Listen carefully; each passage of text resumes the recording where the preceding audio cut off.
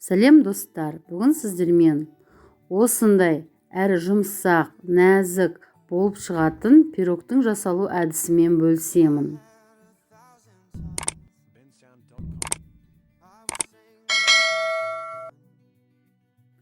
Бізге керек заттар: 3 жұмыртқа.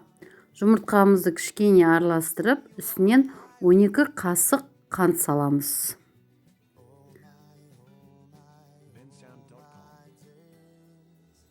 Қантымыз бен жұмыртқамызды жақсылап көтерілгенше араластырамыз. Үстінен 12 қасық сұйық май саламыз.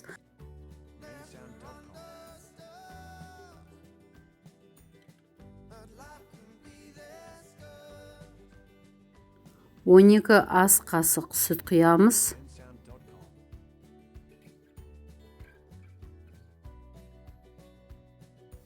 Барлық заттарды жақсылап араластырып шығамыз.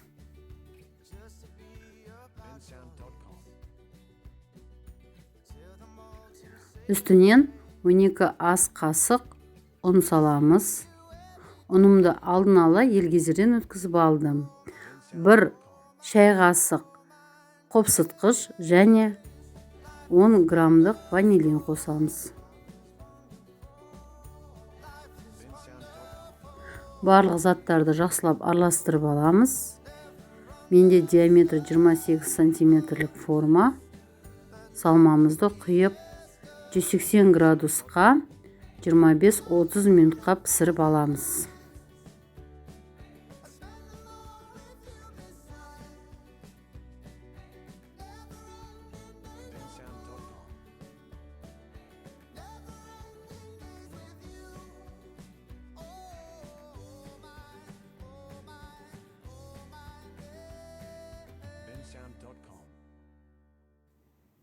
Үстінен сахарный пудра сеуіп шығамыз. Қыздар, өте жұмсақ, әрі нәзік, дәмді болып шықты. Егер сіздерге рецепт ұнаса, каналыма тіркеліп, лайк басып, комментарий жазуды ұмытпаңыздар. Менімен болған үшін рахмет.